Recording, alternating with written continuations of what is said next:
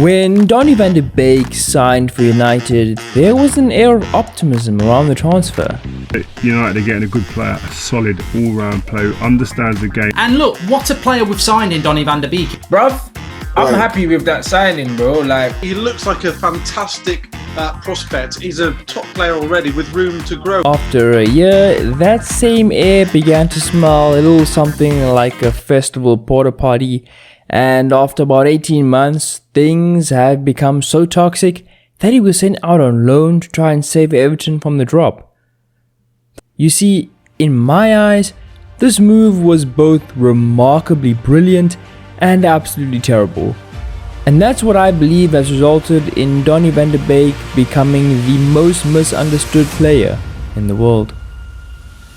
It's important to understand what type of player Van de Beek was at Ajax and why he was so successful there, because he's clearly not been successful anywhere else. Really though, the first thing that comes to mind when I think of Donny van de Beek is space, because much like a German Shepherd to a fat juicy steak, he will find it.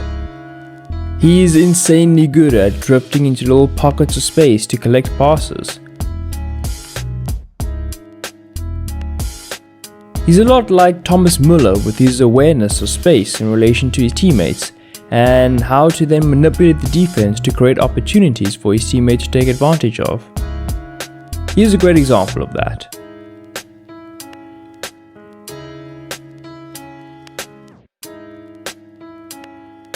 As that example shows, this is a great attribute that can be used to break down defenses in the final third and open up opportunities.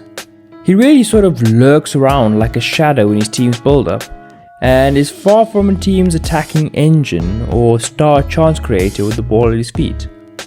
You rarely ever see him playing defense splitting passes, and his passes are generally more conservative than a traditional number 10.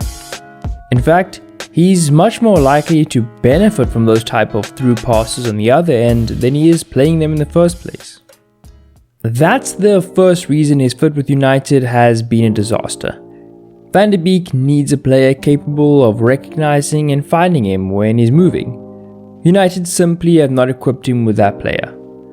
Paul Pogba hasn't been consistently available for much of Van de Beek's time with the club, and more often than not, Fernandes and Donny have been viewed as substitutes for one another instead of players who should be playing together. This severely limits the value he can bring to a team.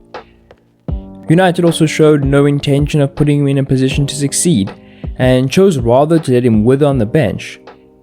No planning, no forethought, just vibes.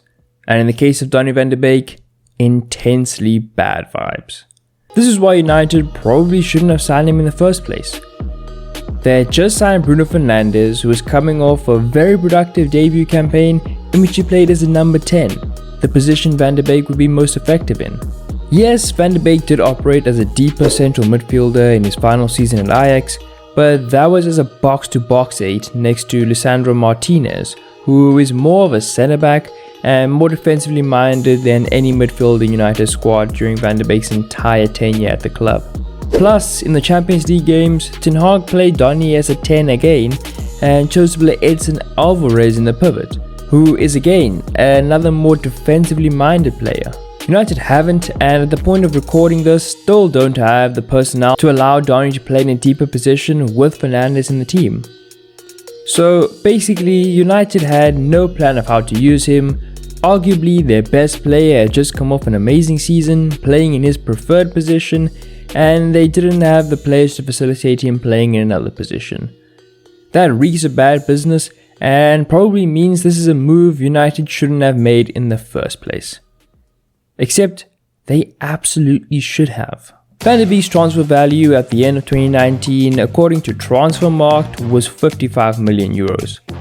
Based on past experience, we know that they tend to be more conservative with their prices. So we can assume Donny's true transfer value was probably closer to 60 or even 65 million euros. In January 2020, it was reported that Real Madrid would make a 55 million euro offer for Van de Beek at the end of the season, but that deal eventually fell through. The fact that United were able to snag him for 40 million euros in that summer made it seem like United had actually decided to get serious and conduct some good transfer business for once. After all, Van de Beek was one of the premier attacking midfield talents in the world. Also, his profile as a player was not only something that United lacked in their squad, but it's also difficult to find in general. I feel like I have to say this, but picking up a player that unique and that talented for that price is just a move that United should have made. United have also probably brought in the best man to try and recoup that value out of Van de Beek by appointing Ten Hag as their new manager.